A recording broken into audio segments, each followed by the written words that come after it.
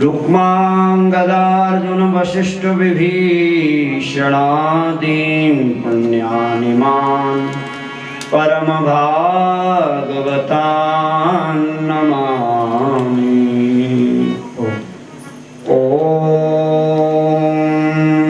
नमो देव्यै महादेव्यै शिवायै शततं नमः। नमः प्रकृत्यै भद्रायै नियताः प्रणतास्मताम्। हरिः ओम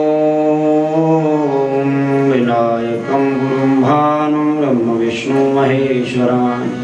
सरस्वतीं प्रणम्य आदौ सर्वकार्यार्थसिद्धये। हरिः ओम श्रीरामाय रामभद्राय रामचंद्राय वेधसे रघुनाथाय नाथाय सीताय पतये नमः। ओम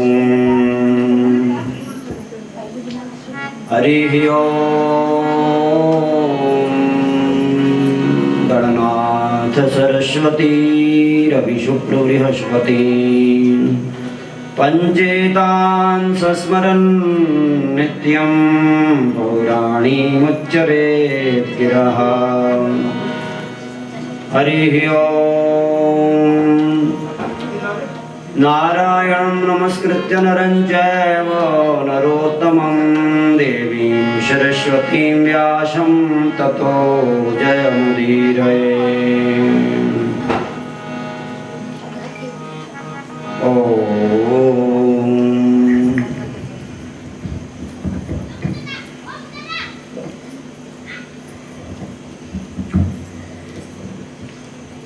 गजानन भगवान की जय, सदानंद भगवान की जय, श्री विंदेश्वर महादेव की जय, विंदेश्वरी माता की जय हो, श्री बटुक भैरव भगवान की जय, आनंद भैरव भगवान की जय, अष्ट भैरव भगवान की जय हो, श्री सीताराम भगवान की जय, पवन सुत हनुमान जी महाराज की जय हो, समस्त देवी देवताओं की जय, सद्गुरुदेव भगवान की जय, इष्ट देव भगवान की जय हो, सच्चिदानंद भगवान की जय हो। नमः पार्वती पतये हर हर महादेव। मनवाणी की पवित्रता के लिए 1 मिनट के लिए कुछ क्षणों के लिए भगवान नाम का संकीर्तन करते हुए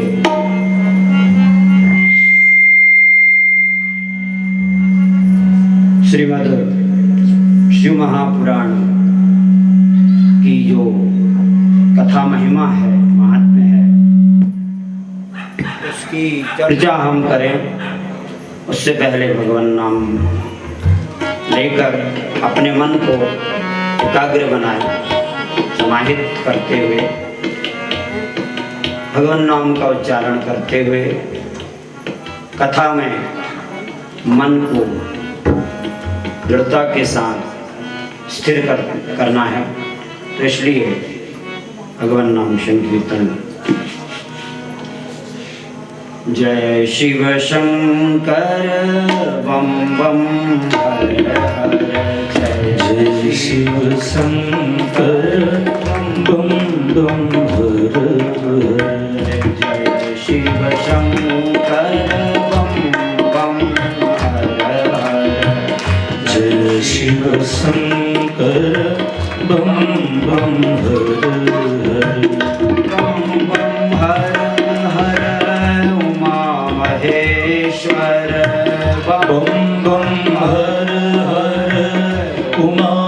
महेश्वर, बम बम हर हर गौरी शंकर, बम बम हर हर गौरी शंकर, जय शिव शंकर बम बम हर हर, जय शिव शंकर बम बम हर हर, जय रामेश्वर जय सिद्धेश्वर जय रामेश्वर जय सिद्धेश्वर जय बिंदेश्वर बम बम हर हर जय बिंदेश्वर बम बम हर हर बम बम हर हर उमा महेश्वर बम बम हर हर उमा महेश्वर बम बम हर हर गौरी शंकर बम बम हर हर गौरी शंकर बम हर हर उमा महेश्वर बम बम हर हर उमा महेश्वर जय शिव शंकर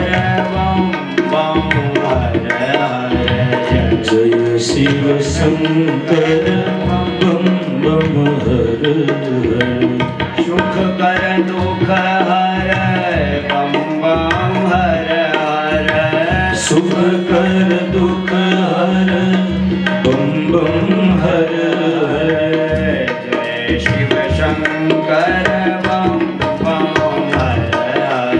जय शिव शंकर बम बम हर हर गौरी शंकर बम बम हर हर गौरी शंकर बम बम हर हर नमामि शंकर भजामि शंकर नमामि शंकर भजामि शंकर नमामि शंकर भजामि शंकर नमामि शंकर भजामि शंकर जय शंकर कैलासपति जय जय शंकर कैलाशपति जय शंकर गिरिराजपति जय शंकर गिरिराजपति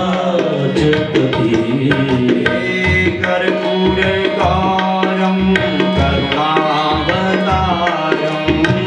कर्पूरगौरं करुणावतारं संसारसारं भुजगेन्द्रहारं संसारसारं भुजगेन्द्रहारं सदा वसन्तं हृदयारविन्दे सदा वसन्तं हृदयारविन्दे भवं भवानी सहितं नमामि भवं भवानी सहितं नमामि भवं भवानी सहितं नमामि भवं भवानी सहितं नमामि जय सिया राम जी जय हनुमान जी जय सिया राम जी जय हनुमान जी जय जय विघ्न हरण गणनाथ जी जय जय जय विघ्न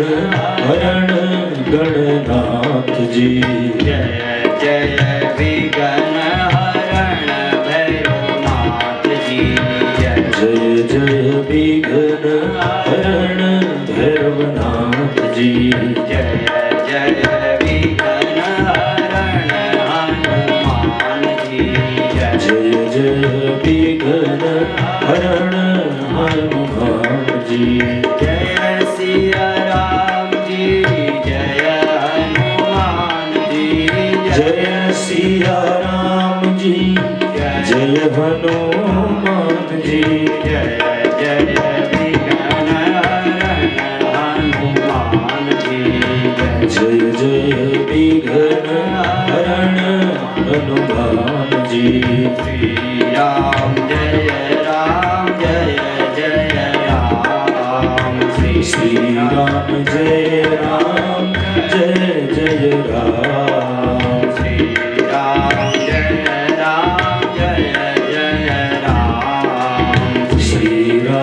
जय राम जय जय राम जय सिया राम जय जय हनुमान जय सिया राम जय जय हनुमान बम बम हर हर बम बम हर हर बम बम हर हर बम बम हर हर जय शिव शंकर बम बम हर हर जय शिव शंकर बम बम हर हर जय शिव शंकर बम बम हर हर जय शिव शंकर बम बम हर हर बम बम हर हर उमा महेश्वर बम बम हर हर उमा महेश्वर बम बम हर हर गौरी शंकर बम बम हर हर गौरी शंकर जय शिव शंकर बम बम हर हर जय शिव शंकर बम बम हर हर जय शिव शंकर बम बम हर हर जय शिव शंकर बम बम हर हर बम बम हर हर बम बम हर हर बम बम हर हर राम सदाशिव भगवान की जय नंदेश्वर महादेव की जय हो जय जय श्री राधे नमः पार्वती पतये हर हर महादेव जन्मांतरे भवेत् पुण्यं तदा तदा वा लभ्यते गिरः पौराणीम् उद्धारणीं चैव जगत् कारण निर्वृतिम शब्द जो वाक्य कहा गया कि ये जो हमें शिव महापुराण सतकथा सुनने सुनाने का यह सौभाग्य प्राप्त हुआ है। भगवान सदाशिव गंधेश्वर महादेव सद्गुरुदेव भगवान इष्टदेव भगवान की कृपा दृष्टि से यह शिव चरित्र जो अनंतानंत है, अति अनंत है, अति अगाध है, उसकी चर्चा सुनने सुनाने का जो उपक्रम है वो हम अपनी अपनी बुद्धि के अनुसार कर सकते हैं। स्वमति परिणामावधिगणं ममाप्येष स्तोत्रे हर निरपवाद परिकरः। जैसे श्री पुष्पदंताचार्य जी महाराज ने कहा है कि यद्यपि भगवान की महिमा को, उनकी कथा की महिमा को भगवान ब्रह्मा भी वर्णन नहीं कर सकते हैं, शेष शारदा कोई भी वर्णन नहीं कर सकते हैं, परंतु फिर भी स्वमति परिणाम अवधिग्रहण अपनी मति के अनुसार, अपनी मति की जितनी गति है तदनुसार, मतलब हम जितना सोच समझ सकते हैं, जितनी सुनने सुनाने की शक्ति सामर्थ्य प्राप्त है, उतना हमको अवश्य चर्चा करनी चाहिए। तो शिव पुराण के प्रथम दिन आज यह शिव महापुराण ज्ञान यज्ञ जो एकादशा ज्ञान यज्ञ कहा जाता है, कम से कम 11 दिन निर्धारित किए गए हैं। 11 दिन का तो वैसे बहुत रहस्य है। 11 जैसे उसमें हम एकाद रहस्य की बात कहें तो 11 ही दिन क्यों, भागवत में 7 ही दिन क्यों, इस प्रकार का जो प्रश्न आता है सामने। तो सप्ताह का मतलब है 7 दिन उधर, और यहाँ एकादशा का मतलब 11 दिन। ये 11 दिन हमारी एकादश इंद्रियों का मतलब प्रतिनिधित्व करता है। ये जो दिन है 11 इंद्रियां जो है, पंच ज्ञानेंद्रिय, पंच कर्मेंद्रिय, और उनका जो अधीश मन है वह भगवत चरणों में पूर्णतः हम मन, वाणी, बुद्धि और 5 ज्ञानेंद्रियां, कर्मेंद्रियों को भगवत आराधन में लगाएं, भगवान के भजन में लगाएं, उनकी कथा सत्संग में लगाएं। जो भी हमें तन मन धन अन्न जन जीवन प्राप्त हुआ है उसे हम भगवान के भजन में लगाएं, अधिक से अधिक उनकी कृपा प्राप्त करने के लिए लगाएं। ये भी 11 का एक सामान्य रहस्य है। वैसे तो और भी बहुत सारे रहस्य हैं जिनकी चर्चा यहाँ पर करना संभव नहीं है। तो हम थोड़ा शिव महापुराण के अनुसार, जैसे हमारे महापुरुषों ने यहाँ पर दिव्य परंपरा चलाई है कि पुस्तक में जो लिखा है, श्लोक में जो आता है, उसके अनुसार हमको कुछ चर्चा करनी है। अभी अपने दिव्य योग देह से, यौगिक देह से विराजमान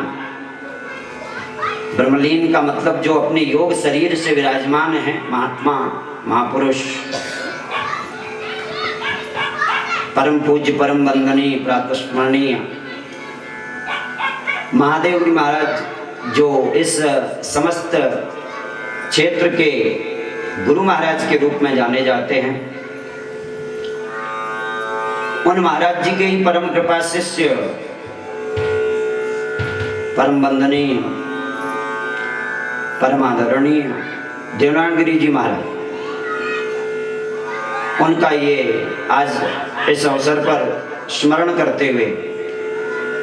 क्योंकि अपने दिव्य देह से तो वो विराजमान ही हैं, महापुरुष तो दिव्य देह से सदा विराजमान रहते हैं, उन्हीं की त्याग तपस्या से ये सब चल रहा है। महादेव महाराज और देवनारायण महाराज दोनों ही महापुरुष, सिद्ध महापुरुष, और वर्तमान में भी हमारे सिद्ध महापुरुष परम वंदनीय श्री श्री 108 महंत हरिगिरी जी महाराज हमारे प्रेरक हैं, प्रेरणा देने वाले हैं। उन्हीं की प्रेरणा से ये दिव्य सत्संग यहाँ पर चल रहा है, प्रारंभ हो रहा है। और ब्रह्मलीन उन्हीं के शिष्य, महाराज जी के शिष्य, परमादरणीय वंदनीय थानापति 108 श्री त्रिवेणी गिरी जी महाराज, और उनके कृपा पात्र यहाँ वर्तमान महंत जी के रूप में विराजमान महंत विश्वनाथ गिरी जी महाराज। ये सभी महापुरुष संत जो हैं यहाँ पर त्याग तपस्या में लगे हुए हैं। तो ये हमारे जो प्राचीन महापुरुष हैं यहाँ, सबसे पहले वो महादेव महाराज हैं। उन्हीं की कठिन तपस्या से, उग्र तपस्या से, जिसको कहते हैं उग्र तप, उस उग्र तप के प्रभाव से ये सत्संग इतने समय से निरंतर चला आ रहा है। और अभी कुछ माहौल बिगड़ रहा था, फिर भी सिद्ध महापुरुष महाराज श्री कौसानी के महाराज जी,